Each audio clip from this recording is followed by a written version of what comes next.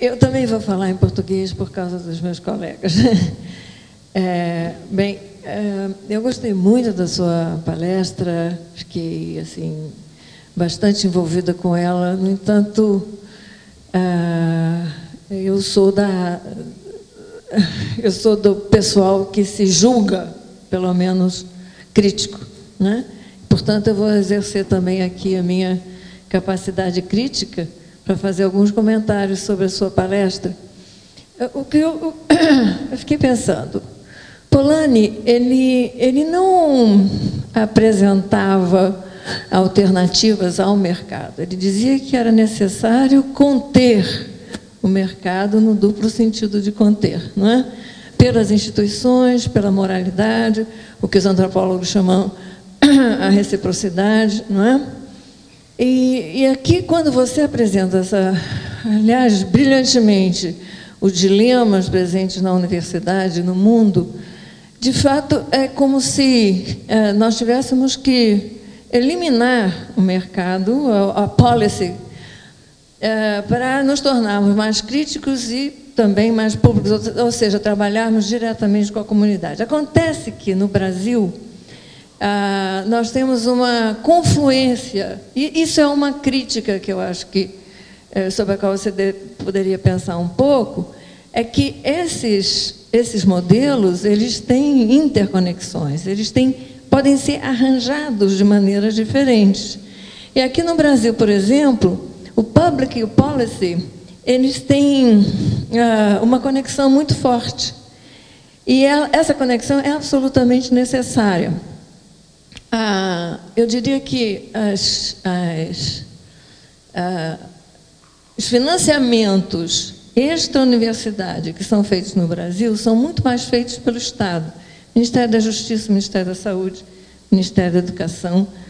E os pesquisadores que trabalham nisso, pode ser até que muitos deles estejam simplesmente procurando um lugar nesse ministério, mas a maior parte não perde o seu sentido crítico, não é? E tenta contribuir para a melhoria das políticas públicas. Por isso que o meu colega ali, quando você falou em policy, imediatamente falou em políticas públicas. Nós temos uma tradição aqui, inclusive vários GTs, né, discutindo políticas públicas. Agora, eu acho que você chamou a atenção para um ponto que talvez aqui no Brasil a gente não tenha desenvolvido tanto, que é essa resposta ou essa ligação com a própria comunidade, levar o nosso conhecimento para aqueles que nós estudamos. Eu acho que isso é um ponto importante, mas que não, digamos assim, dissolve a necessidade dessa ligação com a política pública, com a manutenção do espírito crítico, inclusive em relação à comunidade, porque as comunidades elas também têm problemas, né? Elas precisam pensar sobre esses problemas, né? E a regulação, eu também acho que ela é necessária. Digo, não essa coisa louca que a CAPES inventou, não é? Que está nos fazendo viver uma rat race, uma corrida de ratos, e atrapalhando muitíssimo as relações entre colegas e entre instituições. Palestra, acho que muito instigante, e eu vou fazer duas questões. Primeiro, dizendo que eu hoje sou estudante de doutorado, mas durante a minha graduação eu me envolvi bastante em atividades políticas, movimento estudantil, participei de diretórios acadêmicos, ajudei a organizar, enfim, greves na universidade. A minha experiência com isso, embora acho que seja válida, eu tenho uma visão muito crítica sobre esses movimentos hoje, porque, e mesmo na época em que eu participei, porque a tendência, mesmo quando nós conseguíamos mobilizar um número razoável de estudantes, é desses movimentos serem, no Brasil, cada vez mais guetificados, cada vez mais voltados para si mesmo. Na universidade, eu vejo isso como um perigo, e eu gostaria que o senhor comentasse como evitar esse perigo também das minorias mais ativas se voltarem muito para si mesmas e não dialogarem com o conjunto da instituição, portanto, a atividade política se tornando ineficaz, vamos dizer assim. Eu queria saber se você acha que é possível trazer toda essa questão social para fora da academia e trazer para um público geral? Porque na sua palestra você comentou muito do movimento estudantil, falou do Brasil, mas, sei lá, eu pessoalmente vejo aqui que fora da academia você não vê pessoas engajadas com isso.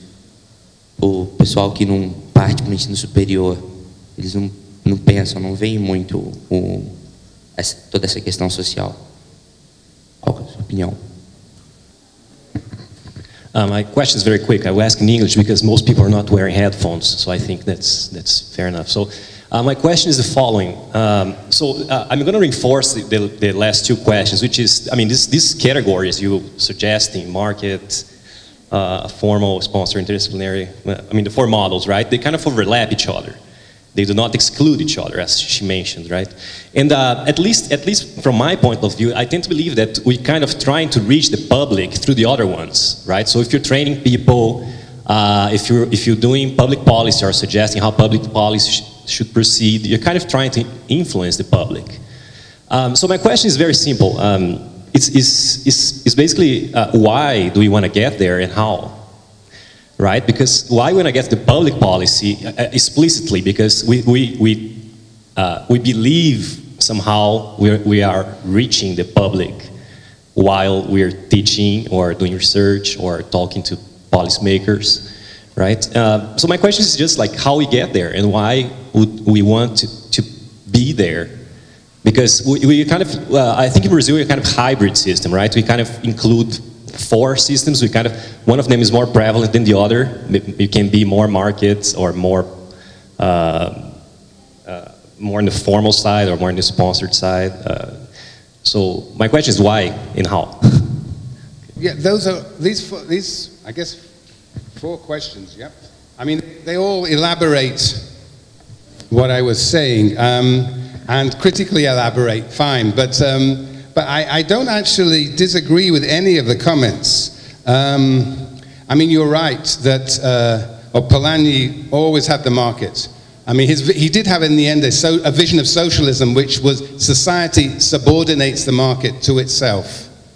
And I'm in that regard Polanyian, Gramscian, and it comes to the last point. All these four models coexist. It's a matter of what is the relationship among them. And my fear is captured in this last slides, that the market and the regulatory will dominate. And we have to, in a sense, think about response.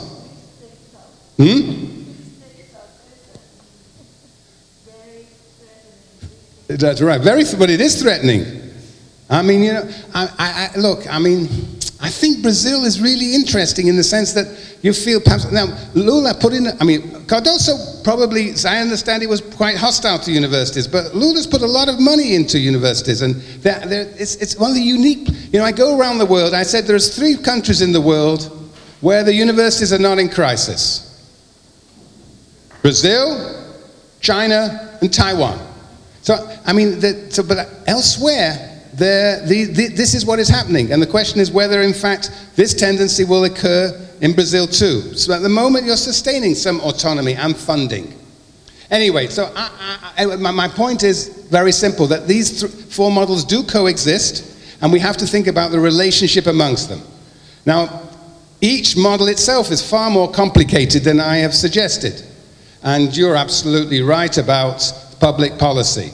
That in fact the realm of policy making is itself a very complex arena, and in some cases there's autonomy for negotiation with the client, and some realms there are not. There are state agencies that are indeed allow for public discussion, and some that don't. And I think what is important is that public sociology should be the conscience of policy sociology. That the public sociologist should be always, in a sense, engaged in a critique of policies and generating debate out of policies. That is our role as public sociologists, just as the critical sociologist is the conscience of professional sociology. So I think the models are themselves internally very complex, and as are the relationships between them. But my point is simple, that I fear that 2 models are being pushed aside. That's the fear. And that's the question here about isolation. right? I mean, that we are living in a world increasingly where struggles in the university are very defensive. I didn't say much about the opening picture. It says, "Save our university." The students were protesting, and their demand was, "Save our university." They said, "Whose university? Our university. Whose university? Our university." No, that's looking to the past. It's not our university, it's a public university. Their vision was a narrow vision.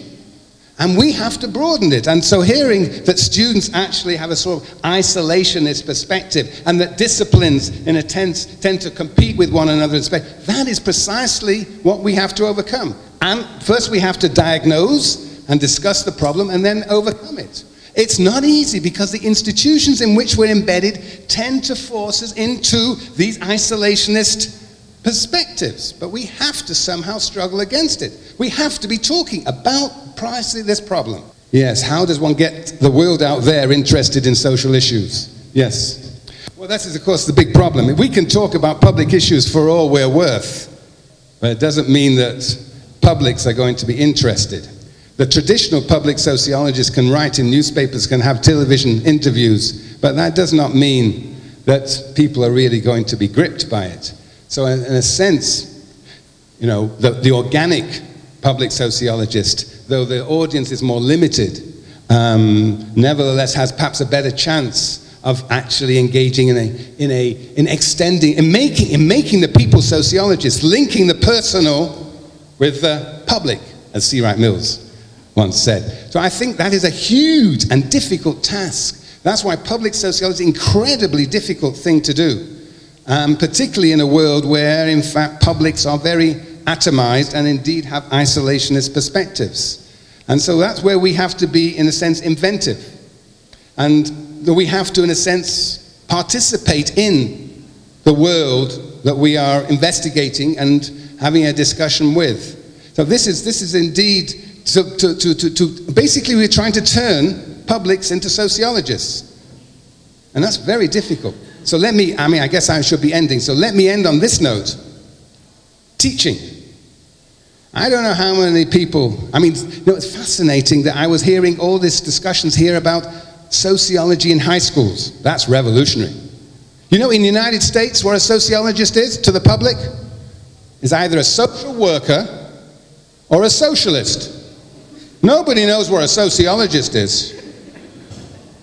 But here you have already beginning to teach. You compulsory teaching of sociology in high schools. That's an incredibly important project. And so educating people about what sociology is. So I think that teaching generally, we can think about teaching in many more different ways now, particularly with digital media.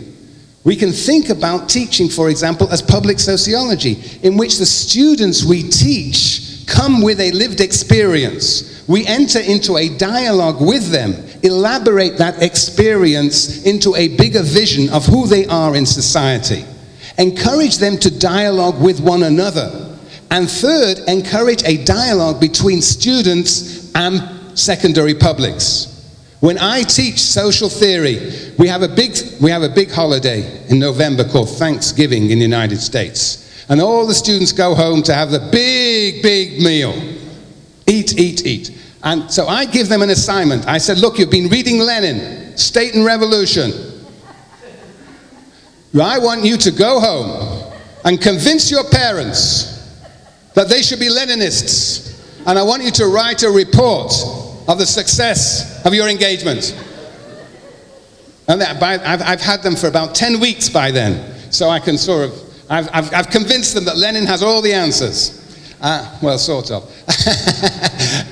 Anyway, the point is that if we teach students in a particular way, they can be the sort of ambassadors of sociology. In the United States, I don't know in Brazil, in the United States, 1 million people, 1 million students take introductory sociology every year. Whoa, that's a big public. I think we got a lot to learn about how to engage in teaching, and the media that we have at our command, I think now allows us to think about teaching in fundamentally new ways. So I guess that's where I am. It's 11 o'clock, right? Yep. Okay, so, obrigado.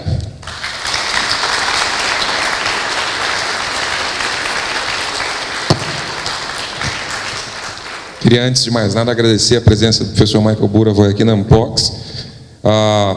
Ele ficou muito satisfeito com o convite, enfim, estava muito, digamos assim, animado com a possibilidade de dialogar com sociólogos, cientistas políticos e antropólogos. Isso não é muito, digamos assim, frequente, encontrar todos nós reunidos num único local, num encontro importante, num congresso importante, enfim. Então, gostaria de agradecer muito ao professor Michael Burowoy por essa oportunidade de estar debatendo as questões da universidade, enfim, do conhecimento, das ciências sociais. Agradecê-los enormemente pela presença, afinal de contas, 9 horas da manhã, na quinta-feira, não é algo simples, enfim, de alcançar. E gostaria também de convidá-los para a atividade que vai ter logo na sequência com o professor Gilberto. Diga de passagem, essa quinta-feira de manhã foi uma quinta-feira, digamos assim, no mínimo, bastante progressista em termos políticos aqui na ANPOCS. Quer dizer, temos logo na sequência Michael Burowoy e Gilberto, é algo pouco usual, digamos assim. De qualquer maneira, queria agradecer a todos e convidá-los a continuar aqui e participar da palestra do Gilberto. Muito obrigado. I just like, the worst job on earth difficult job is to be the interpreter, so I just would like to acknowledge and thank the interpreters.